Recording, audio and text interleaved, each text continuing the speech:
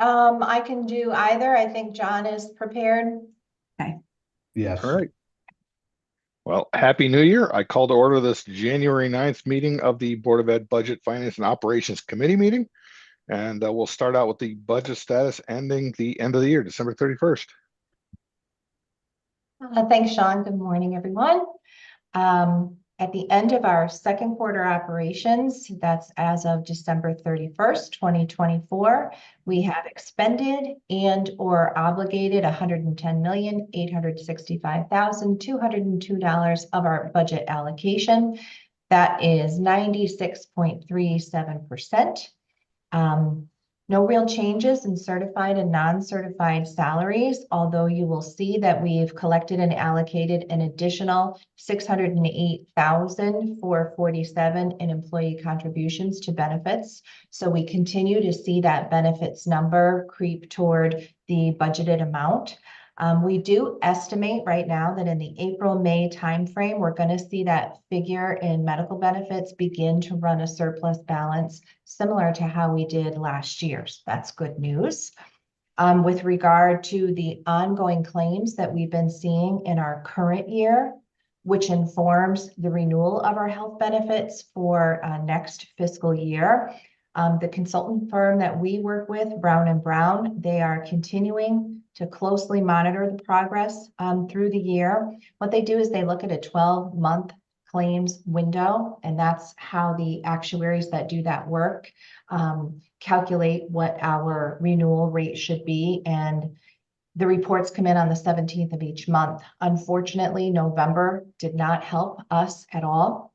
November was the fourth highest month in that 12-month window.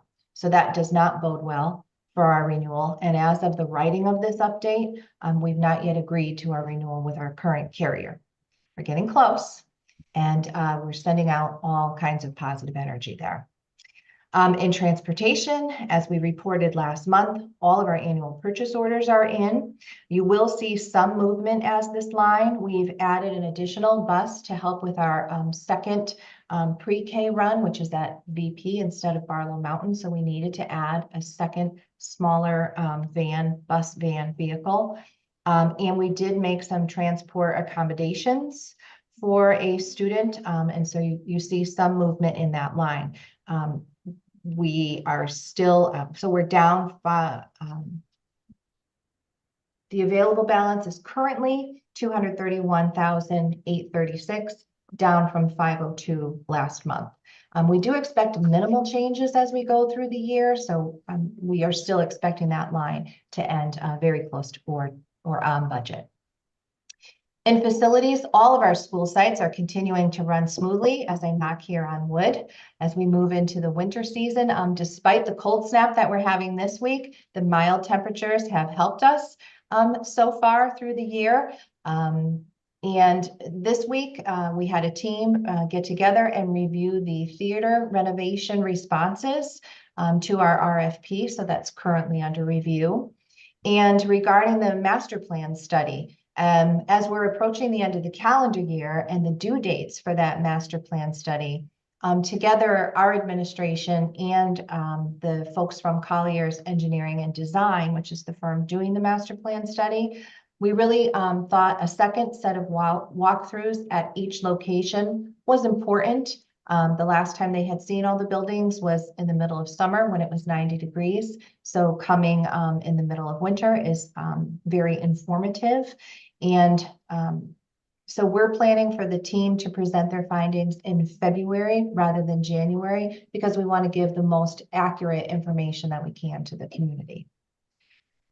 Next, in special education budget is holding steady. We continue to have an available balance there of $423,574 as of this snapshot date. All their lines are within budgeted amounts, with the exception of professional services and tuition. And typically and historically, those are the two places where we have the most volatility, and we often see those lines exceed budget. This year is no different. Just this Monday, January 6th, The state updated the reimbursement estimates for special education excess cost. And again, I say typically and historically, reimbursement has been between 70 and 75% of eligible expenses. The current estimate that the state has posted is 59.96% for Ridgefield and for most other districts. There is some variance for the very large districts and the very small districts. Many of us are estimated at 59.96%.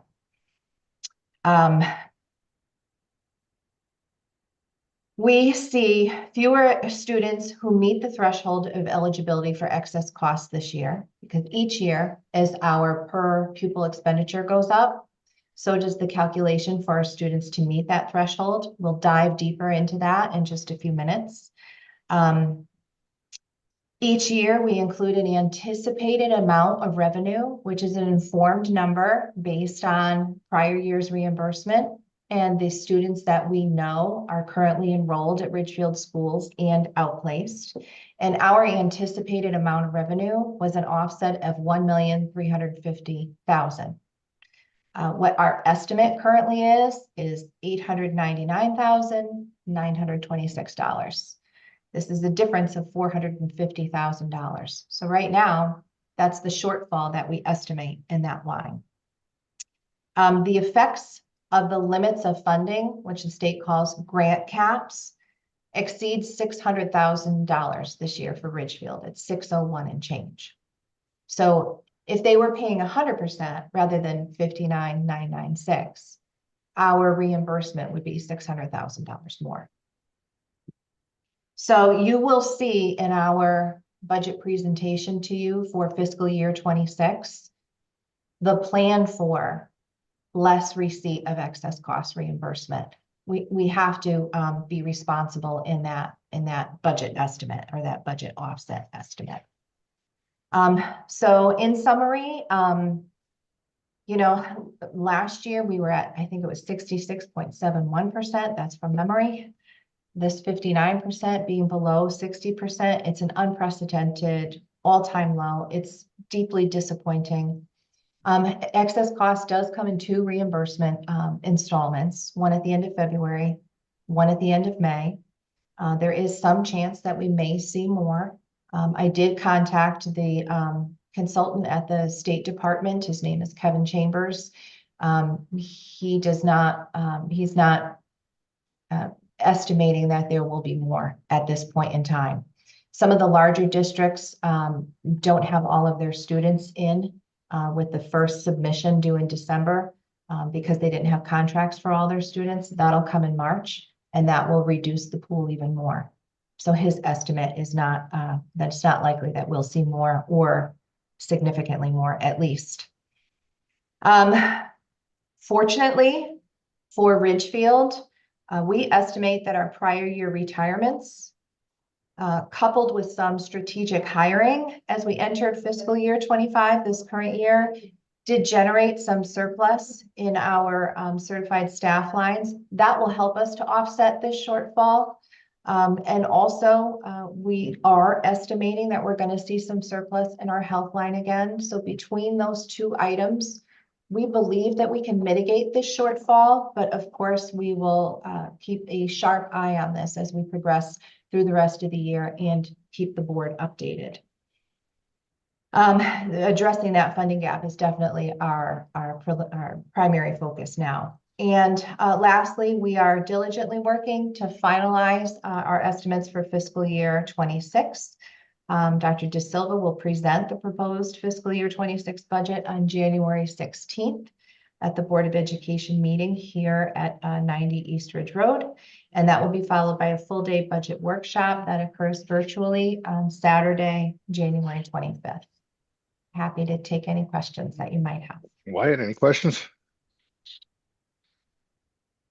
That was a very helpful overview. I think I'm good. Thank you, Joe. Right. Yeah. Thank you. It's obvious that we have good fiscal discipline and management to be able to handle unexpected challenges like this. I'm quite disappointed that this number keeps dropping and we keep eating the difference. They're asking us to do more and giving us less. So these mandates are impacting on one side of the ledger and they're taking away money on the other side to compensate for it. And it's incredibly frustrating. So I think we need to keep asking the state to do better. And I think we need to call on our local elected representatives to do better for the town. But with that, why don't we move on to gifts and donations? Yeah, as soon as we heard, Sean, I did survey through our CASBO group, districts around the state. They're all feeling the same. Some have more shortfall than Ridgefield, some have less, depending on how they budgeted, but we're all feeling the same. And I think the one really important piece here, and thank you, Sean, and I did reach out to our legislators because they are a resource to us for sure. I'm not sure an accurate number was given from the State Department of Ed to OPM in terms of what the needs were for the state. And that is certainly one of the variables that is impacting that number. I don't think anyone from the administration side and or the town side could have imagined a 59.8 or whatever percentage that was. We've never been that low, and we'll show that in a little bit, but it really has changed very quickly because we learned of that information this Monday, how we're navigating the budget for fiscal year 26, and how much risk we're really willing to take on to get to a percentage that people are comfortable with. And this is one of those spaces that had we not had some, and we don't know what's going to come with special education. That's always a volatile area, or other things, right? Facilities, as you know. So there's always that concern within a fiscal year budget, but to see that amount of difference, I don't think anyone could have anticipated that. And we just need to be smarter about that next year and perhaps not take on as much risk as we did this year. Agreed. All right, we're on to gifts and donations. Looks like there are a few. Yes, so gifts and donations. I always love this part of the report. The Branchfield PTA has been super active. There's 5 different donations from the Branchfield PTA. They provided replay plates for the green team, which reduces single-use plastic and paper goods for their celebrations. That is worth $672. They supported the replacement of a broken tire swing and a musical element on the playground. So that was worth $1,416. They replaced an old podium in the school for $1,344. They are continuing to support the art exhibition display that's across from the front hallway. So they put another $329 into that display. And also they have donated games and books for all school use for $128. So thank you to the very active PTA at Branchfield. Over at Erms, Eastridge Middle School, the Holman family, I hope I'm saying that right, wishes to donate a vibraphone to the music department. The estimated value of that vibraphone is $2,400. So that will come to the full board for a vote at our at the January 27th board meeting, and Principal Fostoli will be here to speak to that. And then over at Scottsridge Middle School, the PTA donated $500 to purchase items for STAR, which is the store for PBIS programming. And then also SDSS Martial Arts here in Ridgefield offered a donation of 3 hours of instructional time to our 6th graders, and that has a value of $600. So thank you to SDSS Martial Arts. Any questions from Wyatt? Just one question I get, it looks like it's a business donating 3 hours of instructional time. Is that a give and get where they get to solicit the kids for classes there, or how does that work when we invite a business in? That would be against our policy. So no, Sean. Okay. And I did look up what a vibraphone is, and that's kind of cool. That is kind of cool. Why don't we work on to transfers? Yep, so in transfers, we had 3 transfers that I did during the month of December. We transferred $19,630 from the Paraline, special education Paraline at the middle school level to a professional services line that's paying for a vacancy that we were unable to fill. So it's not a staffing line. We had to hire professional services to do that. And we did the same thing in the certified teacher speech line. We had to go through professional services for that, and that transfer was $30,115. Those transfers are very important and necessary for us to do because of the way it gets reported to the state and the final expenditure report at the end of the year. It's not staff that we paid, it's somebody that we hired in. So we need to make those transfers. And then lastly, $536 in memberships over at ERMS in the World Language Department was transferred to their instructional materials line, and that was for the purchase of additional headphones for student use in the classroom. Good. Any questions? All right. I know a couple times a year we report our budget balances over to the Board of Finance. So why don't we take a look at those quick? Yep, we have 6 major bank accounts. As you know, we've closed the impressed account. So you see in that column, we've just indicated that it was closed, kept it there so that you could see the prior year because this kind of compares one year to the other. But our balances are steady in our special revenue and donations account. There is $359,861.30. And our building rental, $16,113.08. State grants currently has $866,702.05, right? So you'll see movement there as we pull from that state and pay down our expenses that go to grants. In the activities account over at the high school, again, this balance fluctuates as the kids do their trips and their activities. $504,321.41 is what they've collected so far. In school lunch, there is $336,045.30.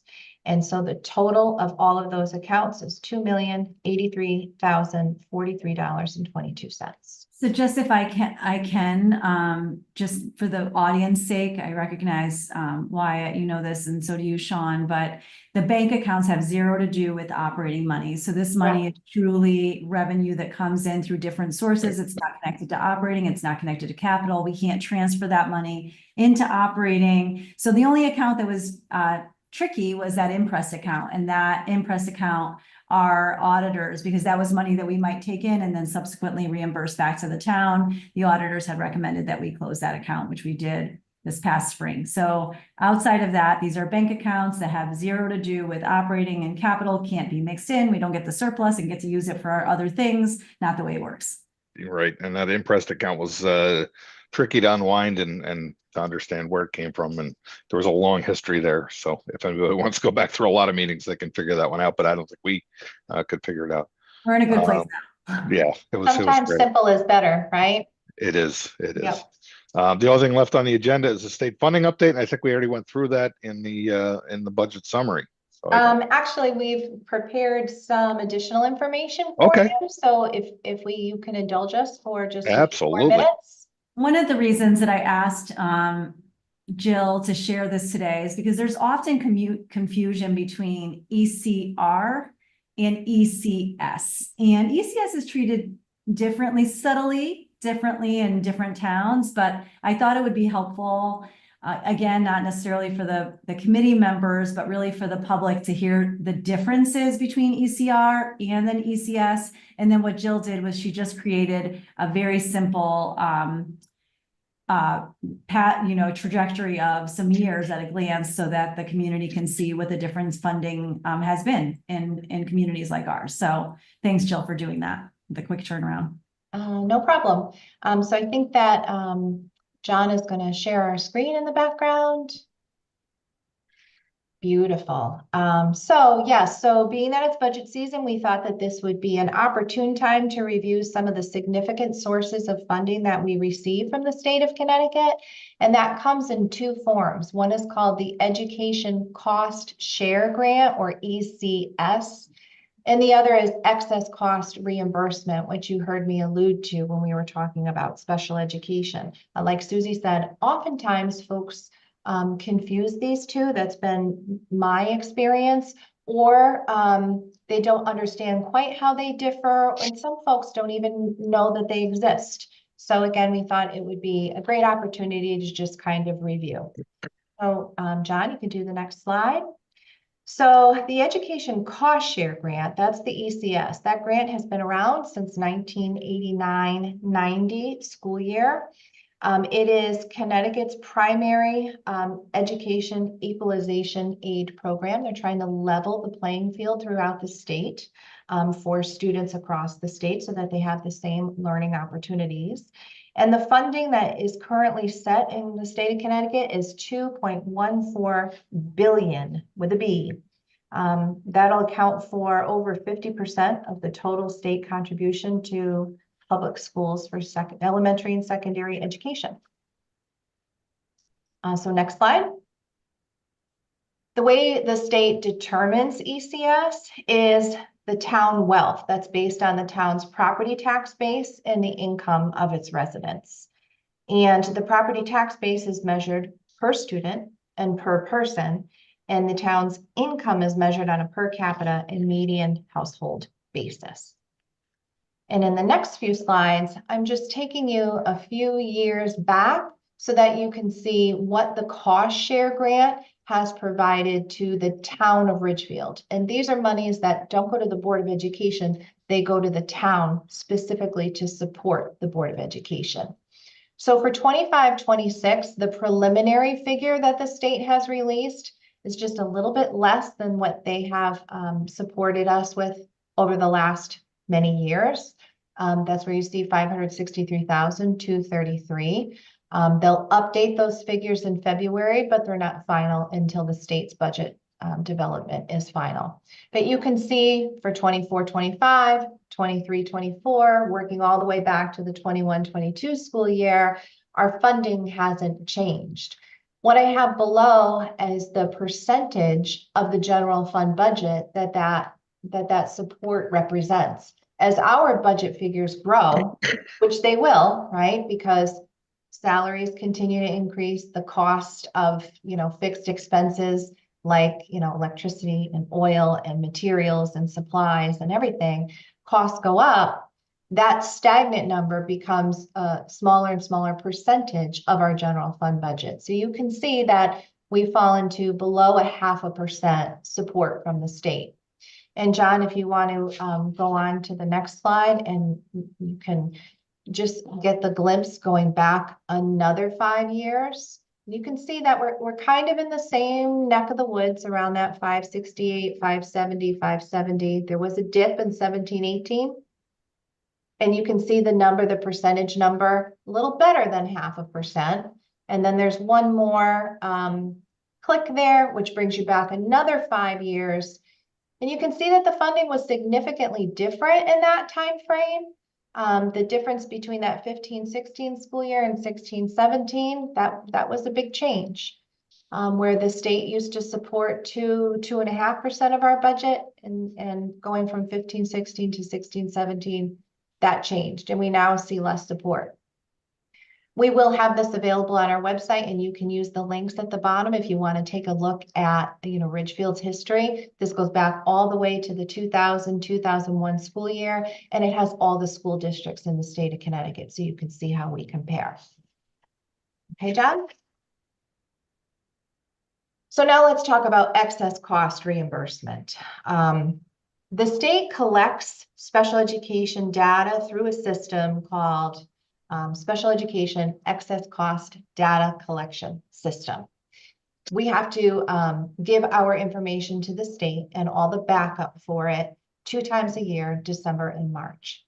And the initial threshold for when a high cost student becomes eligible for additional support from the state, that's the basic contribution, right? The per pupil expenditure. What the state does is they take our net current expenditure per pupil. We kind of shorten that to PPE, or per pupil expenditure. They multiply that times 4.5, And that's what our threshold is for a student to qualify. So I have an example for this to kind of walk you through how it works. So John, if you can click once. Last year, our per pupil expenditure in the 23-24 school year is $24,822. That doesn't get determined until we submit our end of the year expenditure report. That's due September 1st of every year. So for this current school year, we use last year's per pupil expenditure. This school year hasn't been determined yet, won't be determined until we end our fiscal year. So the state takes that number, they multiply it by 4.5, that equals $111,699. So our high cost students are not eligible for any reimbursement until we spend $111,699. If you can click again, John. So here's an outplacement example. If a student's tuition is $150,000, which is an average amount, and the transportation for that student to and from that outplacement is $37,000 a year, again, a typical amount.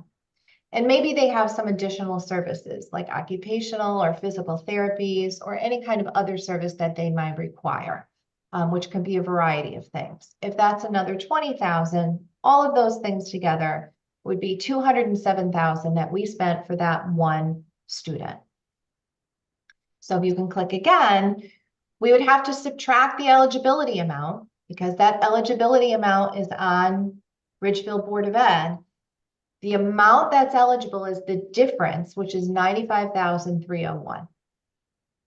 Good so far? Okay, I see nods. So typically, remember, historically, over the past many years, we've seen a reimbursement rate of 70 to 75%. So if you go right smack in the middle of that, 72.5% of that 95,301, our reimbursement from the state for that one student would be $69,903. Here's what happened last year, if you click again, where we had a reimbursement rate of 66.71%.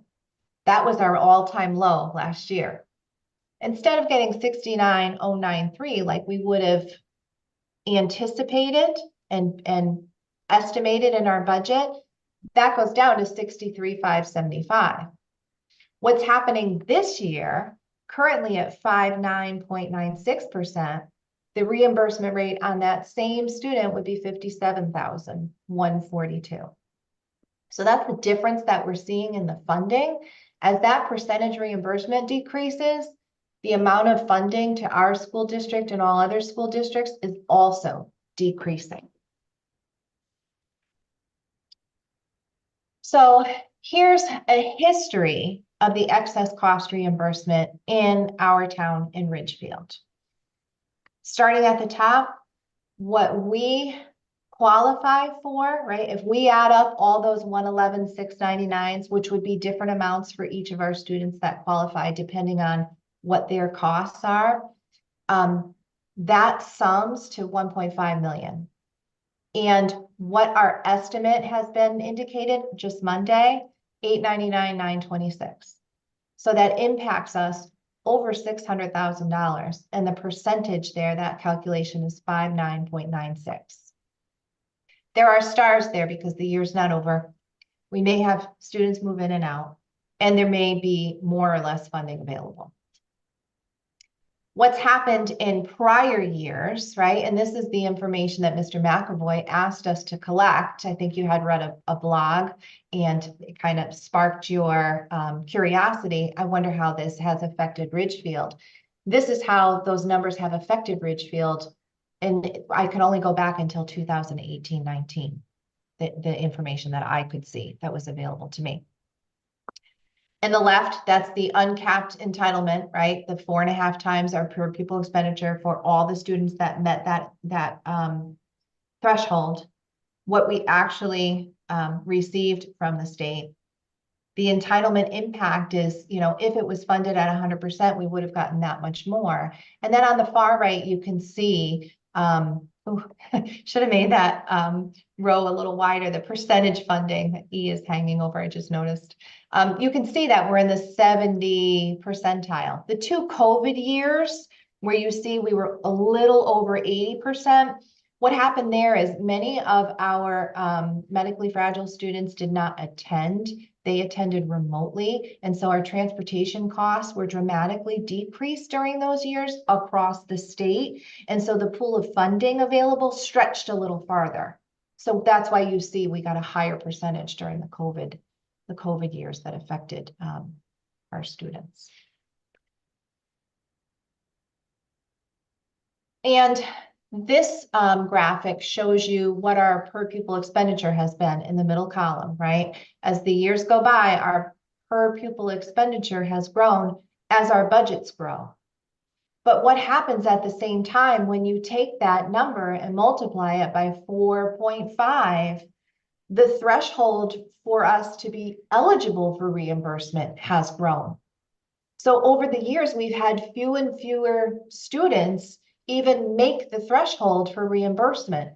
For instance, this year we have 34 students that qualify for reimbursement. Last year we had 38. So that's also a challenge, all these things playing together at once. So basically, this causes a fiscal impact 3 times over. First, we've got the state's contribution dwindling over the years, right? Over the years, we saw that, over 2.5% dwindle to now we're less than 0.5% support from the state. And, so the state is supporting other districts with greater need. And I'm sure there are other initiatives that the state is supporting. Our collective tax dollars only go so far. And we've seen a decrease in funding for special education, right? The high cost special education services is also on the decline. The pool is limited, the pool is finite. And despite some advocacy from our legislators, I've been to those meetings, I've been to those outcries, the reimbursement rate continues to fall because there's so many other, other districts and need and initiatives. And as our operating budget grows, so does our per pupil expenditure. So our threshold is growing and we have fewer students qualifying. So I wanted you all to be aware on how all of these things are playing together and how that, has the eventual outcome that we've seen early this week in our excess cost funding. So moving forward, we are going to closely monitor our budget balances as we progress through the second half of the year. We do currently, right now, we are estimating that we can mitigate that shortfall with surplus in staffing lines collectively and with surplus in our health insurance line for this year. And secondly, it's forced us to make changes in our budget development where we're anticipating excess cost. We have a fiscal responsibility and a duty to the town of Ridgefield not to expose them to a $450,000 shortfall if we can help it. So if you have any questions on that information, we thought it was important and pertinent to share with you. It is. Wyatt, any questions on that? Thank you very much for putting that together. Just confirming that we're going to make it available publicly, that very helpful presentation. Yes, of course. I was working on it up until this morning. Thank you for doing that. Sure. Yeah, just reiterating that we need to ask our legislators to do better. So hopefully we can get them in for a meeting to discuss this, maybe including the Board of Finance, at least, if not a tri-board. And a big part of this, specifically with ECR, that we have to keep in mind is when you look at those excess cost students, there has to be some guardrails for these outside providers. You can get, and they can charge you whatever they want. And in many ways, we're at their mercy. When that is the only program that services that child, or their increases come in November, December, whatever they are, there has to be guardrails, because otherwise we're going to, regardless of how much funding we receive, right? It's just going to continue that is just going to continue to move in that particular direction. add more funding, they increase the fees. They're astronomical, they're unfair. And there's no one stopping them. They can And, charge and you see, just to expand on what you just said, we're seeing public school employees jump ship and we're losing staff to some of these places because they can charge more and pay more, which compounds the problem. Well, and we saw that during COVID where we got mid-year increases that were completely out of left field. You know, it just strikes me that our elected officials, our local elected officials said that, you know, their priorities are special ed and mental health of our students and all that. So again, I'm going to call for a meeting where we bring them in and we discuss exactly this, discuss our concerns, discuss the hole that they blew in our budget. Again, this isn't the first one, and ask that we do better. I do think they're trying. Like I said, I've attended those meetings and I've heard the voices. I think we need to be louder because there shouldn't be any initiative that's more important than students that need support. Agreed. Thank All you. right. That brings us to the end of our agenda. And I would ask that you all have a good rest of the day and rest of the week. It's still really blowy out there. I think we're getting wind through tomorrow. So Indoor recess for all the kids today. and yeah, it's a little chilly out there, but I bet they still wore shorts, didn't they? That's how this works. That's right. And socks and flip-flops. Exactly. All right. Meeting Thank you. adjourned. We will see it on the 16th for our next meeting. Thank Thank you. you. Stay warm. Thank you. Take care. Bye.